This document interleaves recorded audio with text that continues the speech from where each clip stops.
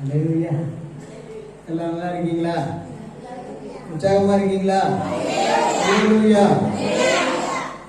ஏற்கனவே சில ஆலோசனைகளை எல்லாம் நாம கேட்டிருக்கிறோம். இதெல்லாம் என்ன பண்ணுது?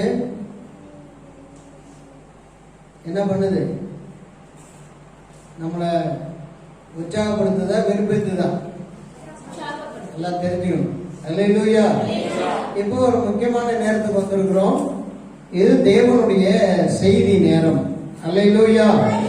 இந்த செய்தி என்னன்னா,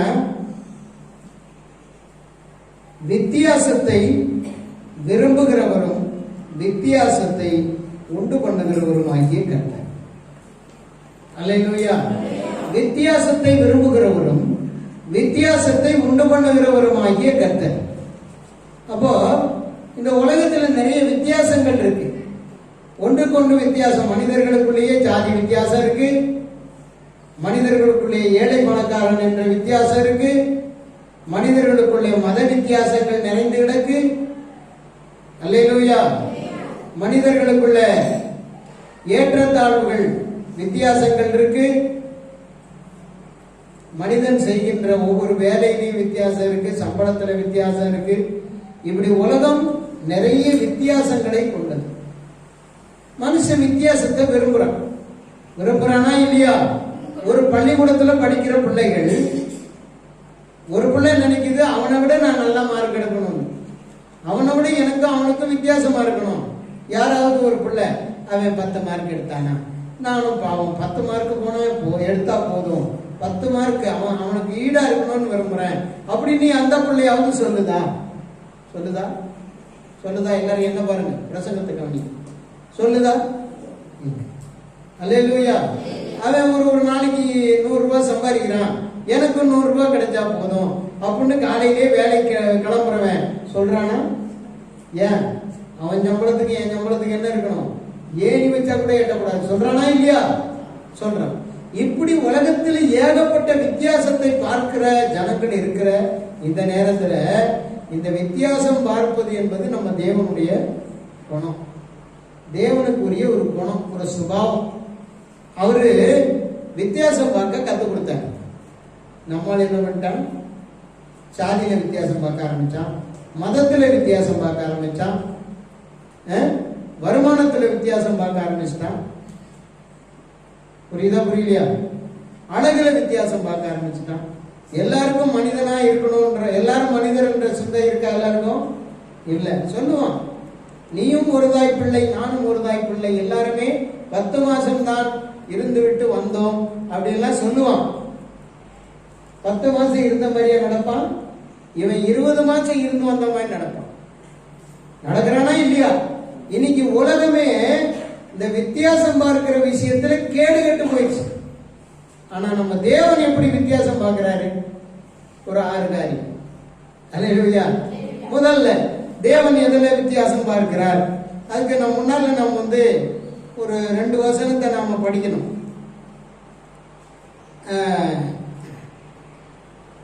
2 நாளாகம புத்தகம் 12ஆம் அதிகாரம் 8ஆம் வசனம். 2 நாளாகமம் 12:8 ஆனாலும் என்னை சேவிக்கிறவர்களுக்கும் அந்நிய தேசங்களின் ராஜ்யங்களை சேவிக்கிறவர்களுக்கும் இருக்கிற வித்தியாசத்தை அவர்கள் அறியும்படிக்கு அவர்களை, அந்த சீசாக்கு என்று சொல்லுகிற இந்த ராஜாட்ட சொல்ற தீர்க்க தரிசனம், அவர்களை என்ன செய்வேன்?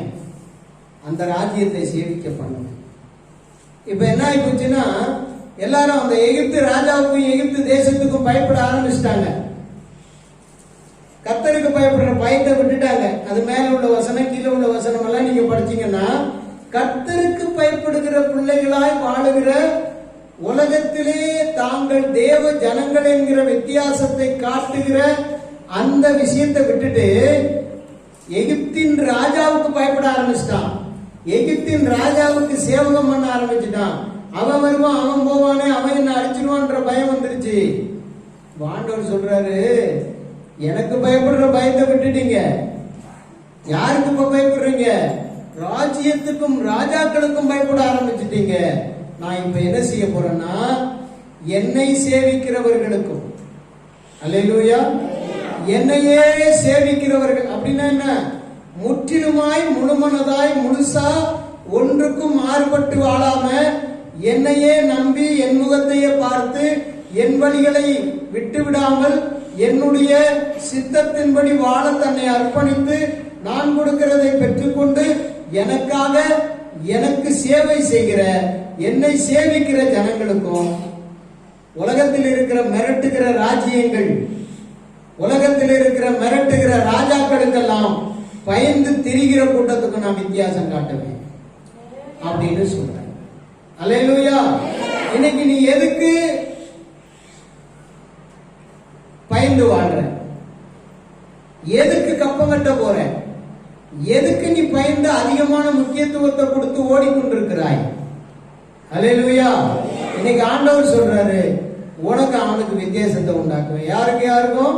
என்னையே சேவிக்கிறான் பாரு, அவன் 10 பேர் இருந்தாலும் அவன் 10 பேரை வச்சுக்கிட்டு நீ என்னை சேவிக்காம என்னை தேடாம எனக்கு கீழ்ப்படியாம எகிப்தின் ராஜாக்களை ராஜ்யங்களை சேவிக்க ஓடுற பாரு, உனக்கும் இந்த 10 பேருக்கு வித்தியாசத்தை காட்டுவேன். எப்படி காட்டுவேன் தெரியுமா? இந்த 10 பேர் நிக்கிற இடத்துல நீ வணங்குகிற ராஜ்யம், நீ பயப்படுகிற ராஜ்யம், நீ ஒத்து போற விஷயங்கள் உனக்கு உதவாம ஒண்ணுமில்லாத கைவிடப்பட்டு எல்லாம் சேர்ந்து ராஜ்யமும் ராஜாக்களும் நீயும் சேர்ந்து அழிகிறதையும் என் ஜனம் காக்கப்படுறதையும் நான் காட்டுவேன். அல்லேலூயா. இதை சொன்ன பிறகுதான் அந்த ராஜாவுக்கு கொஞ்சம் பயம் வந்து தன்னை தாழ்த்தின உடனே ஆண்டவருக்கு ஒரு சந்தோஷம். அவன் தாழ்த்திட்டான், அதனால அவனை நான் என்ன செய்வேன்? மறுபடி என்னுடைய ஸ்தானத்துக்கு கொண்டு வருவேன், மறுபடி அவனை ஆசீர்வதிப்பேன், என் ராஜ்யத்தின் மேல அவனை உறுதிப்படுத்துவேன், எதிரிகளை எல்லாம் நான் விரட்ட வேண்டும். ஒரே ஒரு மேட்டர், ஒரே ஒரு விஷயம். அவன் ஏற்கனவே எத்தனையோ காலமா அந்நிய ராஜாக்களையும் எகிப்தையும் எகிப்தின் ராஜாவுக்கும் பயந்து அவனை சேவிக்க போனான்.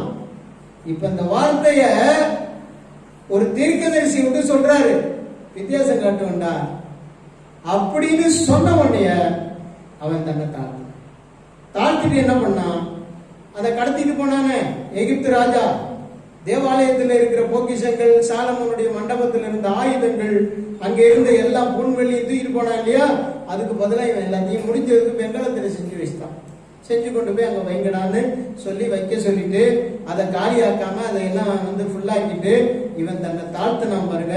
தாழ்த்தின ஒரே ஒரு செகண்ட்ல ஆண்டவர் சொல்றாரு, அவனை நான் கைவிட மாட்டேன். நீ தாழ்த்துறியா? உனக்கும் நீ நம்பி போற, நீ பயந்து ஓடுற, ராஜ்யத்துக்கு வித்தியாசம் காட்ட போறாரு. வித்தியாசம் பார்க்கணும்னு நினைக்கிறியா? அல்லேலூயா. அடுத்தது என்னத்துக்கு வித்தியாசம் உண்டாக்குகிறார்? யாத்ராகம புத்தகம் 8ஆம் அதிகாரம் 23ஆம் வசனம். அல்லேலூயா. என் ஜனங்களுக்கும் படி. யாத்ராகமம் 8:23. என் ஜனங்களுக்கும் உன் ஜனங்களுக்கும், கவனிங்க, என் ஜனங்களுக்கும் உன் ஜனங்களுக்கும் வித்தியாசம் உண்டாக்கும்படிக்கு செய்தேன். இந்த அடையாளம் நாளைக்கு உண்டாகும். அல்லேலூயா, அல்லேலூயா. அப்ப அவருடைய ஜனங்களுக்கும், அவரை நம்பாத ஜனங்களுக்கும், அவருடைய ஜனங்களுக்கும், பார்வோனுக்கும், அவருடைய ஜனங்களுக்கும், அங்கே இருக்கிற சகல எகிப்து மக்களுக்கும் ஆண்டவர் வித்தியாசம் காட்ட வேண்டார். என்ன சொல்றாரு? யாக்கோபுடைய கூட்டம் பஞ்சத்தில் அடிபட்டு அங்கிருந்து அப்படியா நகர்ந்து நகர்ந்து நகர்ந்து யோசேப்பின் வழியாக, யோசேப்பு என்கிற இந்த யாக்கோபுடைய பையன் வழியாக எங்க வந்துட்டாங்க? மறுபடி எகிப்து தேசம் செழிப்பா இருக்கு, அங்கதான் மிக நேர்த்தியான ஆகாரம் கிடைக்குது. நம்ம சாபமா இருக்கணும்னா அங்க பொறுத்தான் நல்லதுங்கிற நிலைமைக்கு தேவ பிள்ளையாகிய யோசேப்பு அங்க திறத்தப்பட்டதுனால அந்த அளவுக்கு யோசேப்பு அங்க செட் பண்ணி வச்சிருக்காங்க. இவங்க எல்லாரும் இங்க வந்துட்டாங்க. யாரு? யாக்கோபு, யோசேப்புடைய அப்பா யாக்கோபு, யோசேப்புடைய சகோதரர்கள் 11 பேரு, யோசேப்புடைய அக்கா தீனா எல்லாம் வந்துட்டாங்க. யாக்கோபு மனைவிகள்லாம் வந்துட்டாங்க. வந்த உடனே எகிப்திய ராஜா என்ன பண்றாரு, கோசேன் என்கிற ஒரு நாட்டை கொடுக்குறாரு.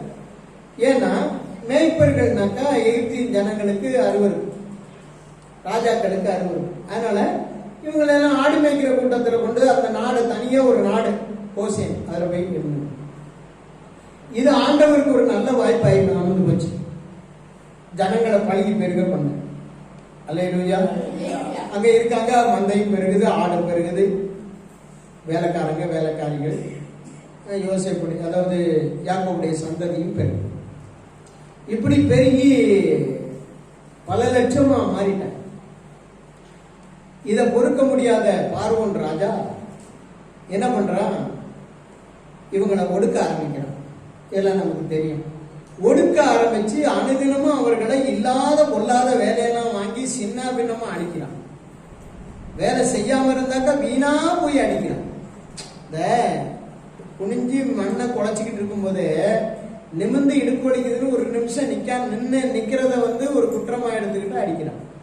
இப்படியெல்லாம் அநேகர் சாகடிச்சு குறைக்கிறான். ஆனாலும் அவங்க பழகி பெறுகிறாங்க. யாரு? தேவ ஜனங்க. இப்ப கடைசியா ஒரு முடிவு, மோசையை எழுப்பிட்டார். மோசையை கொண்டு வந்து அந்த இடத்துல இருந்து அவங்கள விடுதலையாக்கி எகிப்தில இருந்து கானான் தேசம் என்கிற பாலந்தேனம் ஓடுகிற தேசத்துக்கு கொண்டு வர முடிவு பண்ற. இதெல்லாம் நமக்கு படிச்சிருக்கோம், தெரியும்.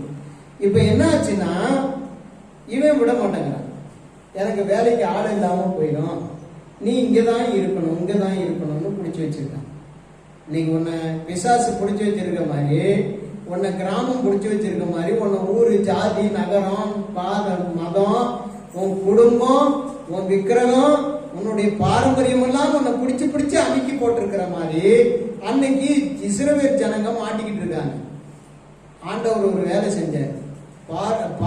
பார்வோனுக்கு விரோதமா மோசையும் ஆரோனையும் எழுப்பி போடா, இப்போ வித்தியாசம் உண்டு பண்ணாம அவன் என்ன செய்ய மாட்டான், கீழ்ப்படிய மாட்டான். எகிப்துல செழிப்பு இருக்குன்னு நினைச்சுக்கிட்டு இருக்கான், எகிப்துல எல்லாமே இருக்குன்னு நினைச்சுக்கிட்டு இருக்கான், எகிப்துல நைல் நதி ஓடுதுன்னு நினைச்சுக்கிட்டு இருக்கான், எகிப்துல எல்லா வளமும் இருக்கு, இவங்களை நம்ம ஆண்டு இவங்களை வச்சு நம்ம வாழ்ந்துக்கலாம்னு நினைக்கிறான். இல்ல, கோசே நாட்டில் இருக்கிற என் மேய்ப்பர்களாகிய என் ஜனமாகிய என் பிள்ளைகள், நான் தெரிந்து கொண்ட என் சொந்த மக்களுக்கும் இந்த பெரிய தேசமாகிய எகிப்து மக்களுக்கும் வித்தியாசத்தை நான் காட்டி ஆகணும்னு சொல்லிட்டு ஆரம்பிச்சிடுறாரு வேலை. அல்லேலூயா. அன்னைக்கு தொடங்குற வித்தியாசம் உண்டு பண்ணுகிற வேலை 10 வாதை. சுருக்கமா சொல்லிடுறேன், 10 வாதை. அந்த வாதையெல்லாம் நீ வீட்டுல போய் படிச்சுக்க. 10 வாதை உண்டாக்கி அதே சமயம் இந்த கோசேன் நாட்டு எல்லைக்கு வரைக்கும் அந்த வாதை வர. எகிப்து தேசம் முழுக்க வாதை வரும். ஆனா அந்த எகிப்து தேசத்துக்குள்ளே இருக்கிற அந்த கோசேன் என்கிற நாட்டுக்கு எந்த வாதையும் வராது. ஏன்னா யார் இருக்கிறாங்க? அவருடைய ஜனங்க இருக்கிறாங்க. இதுதான் வித்தியாசம். அல்லேலூயா. இன்னைக்கு ஒரே ஒரு கேள்வி கேட்டு நான் அடுத்த பாயிண்ட்டுக்கு போறேன். நான் உன்கிட்ட கேட்கிறேன், நீ எந்த எல்லைக்குள்ள இருக்க? எல்லைக்குள்ள இருக்கிறியா? நீ பரவலா எகிப்தோடு சேர்ந்து இருக்கிறியா? உன்னை க்ளோஸ் பண்ற அந்த சங்காரத்துக்கு உன்னை இறங்கும் போது அவன் கண்ணையும் அவன் கையிலையும் படுவியா? நீ கோசேன் தேசத்துல வாதியே அணுகாத இடத்துல இருப்பியா? அங்க இருந்தா உனக்கு வித்தியாசம். நாளைக்கு சொல்லுவான், பார்வன் தான் சொல்லுவான். ஏன்னா பார்வனை அழிக்கிறதுக்கு லேட் ஆகும். கண்ட இடத்துல எல்லாம் எல்லாரையும் அழிச்சுக்கிட்டு வருவாரு. அல்லேலூயா. சாப்பாட்டை விட மாட்டாரு, சாப்பாட்டு பாத்திரத்தை விட மாட்டாரு. பேனையும் தவளையும் அனுப்புவாரு, வெட்டுக்கிளியும் அனுப்புவாரு. உன் வெள்ளாமையெல்லாம் அழிக்கும். நீ பரவலான இடத்துல இருந்தீங்கன்னா உனக்கு சகலமும் நஷ்டப்படும். அல்லேலூயா. அல்லேலூயா. நீ எங்க கை வச்சாலும் தண்ணி ரத்தமா மாறும், ரத்தம் நாத்தாடிக்கும், உன் வாழ்க்கை நாரி போகும். வெளியில இருந்தா, நீ எல்லைக்குள்ள இருந்தா வித்தியாசத்தை கர்த்தர் உண்டு பண்ணுவார். நீ எல்லையில இருக்கிறவனுக்கும் எல்லைக்கு வெளியில இருக்கிறவனுக்கும் தேவன் வித்தியாசம் உண்டாக்குறேன்னு கோபத்துல சொல்றாரு. நான் வித்தியாசம் உண்டாக்க போறேன்டா சொல்றா போய் ஜனங்கள்ட்ட. கோசேன் நாட்டை விட்டு மட்டும் வெளியே வராதுன்னு சொல்லு. கடைசியா உக்கிரமாக தேவன் இறங்கி கடினப்பட்டு போன பார்வோனை நசுக்கி அழித்து அவனை சின்ன பின்னமா சங்காரமாக்கி அவனுக்கு இருக்கிற ஒரே ஒரு நம்பிக்கையாகிய அவனுடைய தலைப்பிள்ளை ஆகிய சக்கரவர்த்தி அழிச்சுட்டார் ராத்திரியோட ராத்திரி. நீ சாதாரணமான மேய்ப்பனா இருந்தாலும் கோசேன் தேசத்துக்குள்ளே இருக்கிற வரைக்கும் உனக்கு ஒரு அடிவும் புரிஞ்சுச்சா? அல்லேலூயா, அல்லேலூயா. புரிஞ்சுச்சா? இப்ப நீங்க வித்தியாசம் பார்க்கணுமா இல்லையா?